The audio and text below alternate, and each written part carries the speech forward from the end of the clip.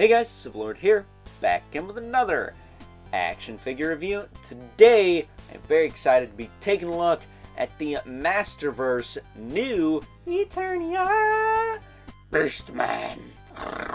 Brought to us by the fine folks over at Mattel, because this figure right here is ultra bussin'. It's one I've been looking forward to for quite some time now, ever since I figured out he has a actual rubberized hoyap and a hinged jaw. That's right, this guy does not have some derpy piece of string for his whip and can bite your fingers off. So without further ado, why don't we cut right to the chase and get into the meat and taters of this review and take a look see at all Beastman has to offer in terms of accessories, starting off with a mace.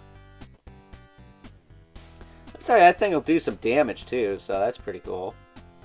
Pretty thick handle on that too, so it's nice and tight in the hand. And he also has a hoyap. This is a rubberized whip.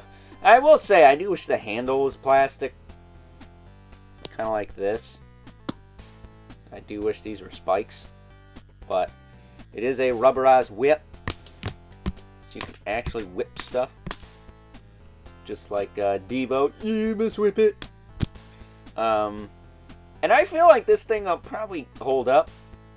It's not silicone-y like the snake from,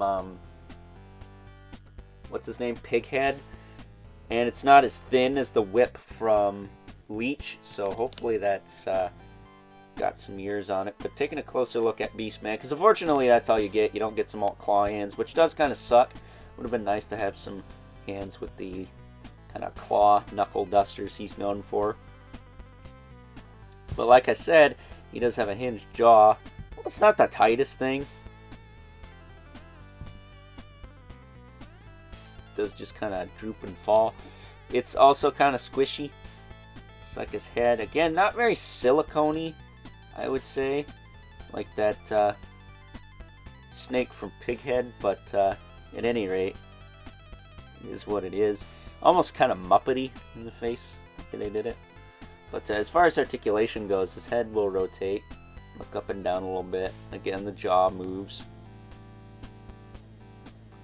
Again, and not the tightest thing ever, but it does work. But it is pretty gummy, so be mindful of that. I do wish something on his head was a little bit harder plastic. But whatever. Feels fine for the most part. Shoulder will go out to the side, back down. Rotate forward and back, swivel at the bicep, double elbow. Very tight on that lower joint. I didn't have to heat anything up on this wave of Masterverse figures, but I will say the elbows are very tight as usual. Wrists will swivel and hinge. They will also come out, and if you have the Beastman from Revelation, you could probably give this guy some claws. Possibly even tighter grip hands. These feel the same as his, so I would almost recommend using his hands if you're gonna do that.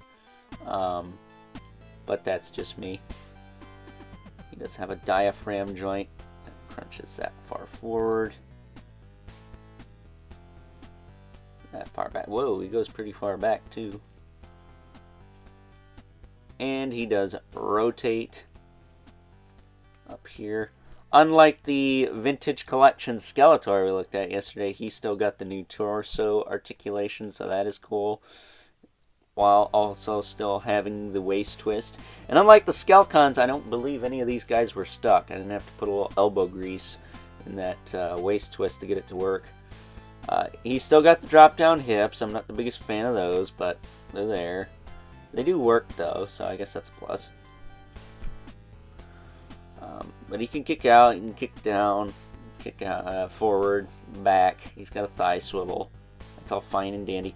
This feels like a separate piece in here, but I can't like take it out. Can I? I don't think it's supposed to come out, but this feels like a separate glued-in piece here. It's got a double jointed knee. That works fine. I think I mentioned he had a thigh swivel. He's got a calf cut. Breaks up the sculpt, but it's not too atrocious. Then he's got a hinge in the foot with a rocker. Again, feels a lot like the Stratos mold or the Grizzlor mold. Maybe those hands are more or less what would work better for this guy, but I do believe if you have the Revelation Beastman, the oranges will match, and you could give him some claws if you wanted to, or some fists if you wanted to. That said, I'm not sure if he came with like a full set of claws and fists now that I think about it, but at any rate, you got options, and options are good for the most part. And this guy is definitely a contender for figure of the year in regards to 2025 anyways, because he is freaking awesome. That said, when he was first announced, I think he was supposed to be like a Lord's Power or something, but he looks like a straight up regular Beastman. And while I do like the deluxe Beastman we got a few years ago, that I think was in my top 13 figures of the year if I'm not mistaken. This one's a little bit more fun to play with, so this is going to be my go-to Beastman, while the other one's more of like a brute or something, or, you know, something that goes in storage, because this one is, like I said, a little bit better in a lot of ways. So with that being said, it is time now that we move right along and take a look at some size comparisons.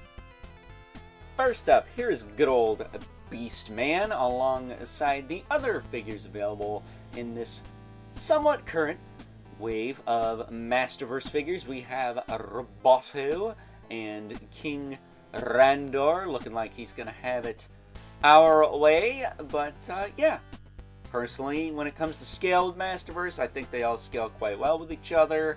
You know, the vintage Masters of the Universe line figures were all pretty much the same size, so this line just kind of follows suit with that. And you know, despite the fact that they may be around the same height, they at least aren't all the same sculpt. Roboto, Beastman, and Randor here are all unique sculpts amidst each other. Randor probably having the most reuse, then Beastman, and then Roboto, I'm not 100% sure what he's reusing, but I'm sure there's a little bit there too.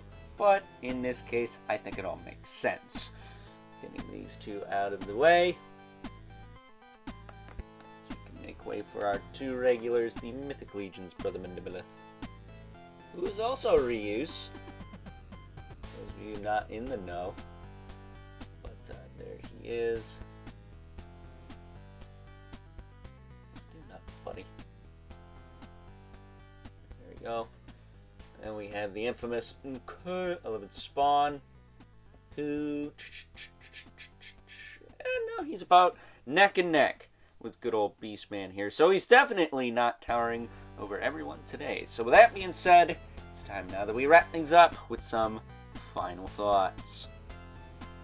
Overall, and as I tend to say in almost all of my Masterverse reviews, in regards to the new Eternia subline anyways, the fine folks over at Mattel continue to kill it every step of the way, and good old Beastman here is no exception.